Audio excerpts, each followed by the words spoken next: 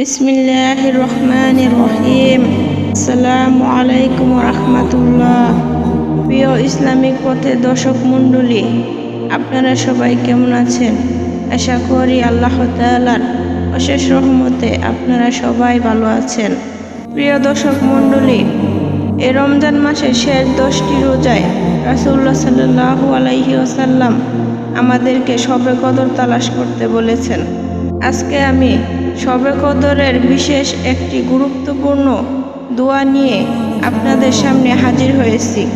প্রিয় দর্শক মণ্ডলী, এই ভিডিওটির মাধ্যমে আমি আপনাদেরকে শেখানোর চেষ্টা করব সেই গুরুত্বপূর্ণ দোয়াটি যা রাসূলুল্লাহ সাল্লাল্লাহু আলাইহি ওয়াসাল্লাম আমাদেরকে এই রমজান মাসের শেষ 10টি রোজায় বেশি বেশি করে পাঠ করতে বলেছেন।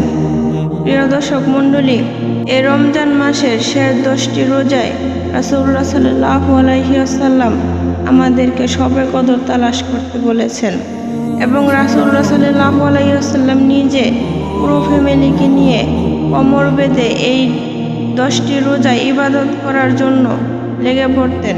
কারণ রাসূলুল্লাহ সাল্লাল্লাহু আলাইহি ওয়াসাল্লাম বলেছেন, তোমরা এই লাস্টের 10 রোজার মাধ্যমে শবে কদরকে তালাশ করো। প্রিয় দর্শক মণ্ডলী, আমরা সবাই জানি রমজান মাসের শেষের 10 রোজায় যে বেজোর রাতগুলো পড়ে তার মধ্যে যে কোনো রাতেই শবে কদরের রাত হতে পারে। তাই রাসূলুল্লাহ সাল্লাল্লাহু আলাইহি ওয়াসাল্লাম বলেছেন, শেষের এই 10 রমজানে যে বেজোর রাতগুলো পড়বে তার মধ্যে তোমরা শবে কদরকে তালাশ করো।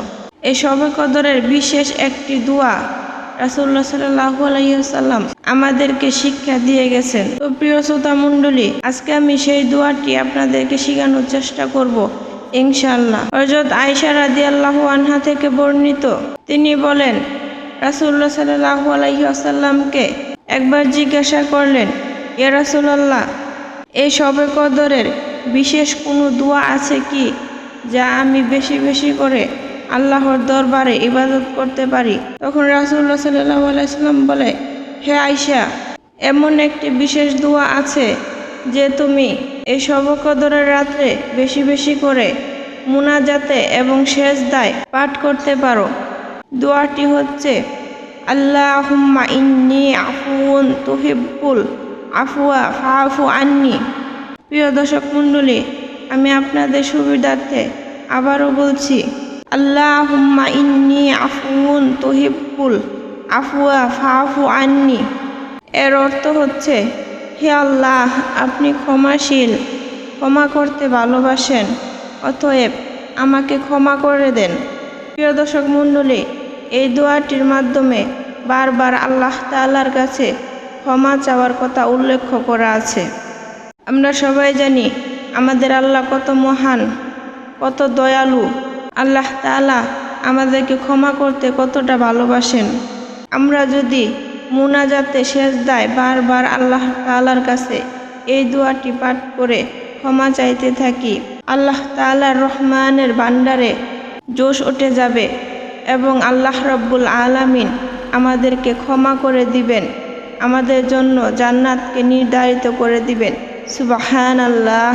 প্রিয় দর্শক মণ্ডলী, আসুন এই রমজান মাসের শেষ যে 10টি রমজান আছে তার মধ্যে আমরা শবে কদরকে তালাশ করি এবং বেশি বেশি করে এই দোয়াটি সেজদায় এবং মুনাজাতের মাধ্যমে পাঠ করি ইনশাআল্লাহ।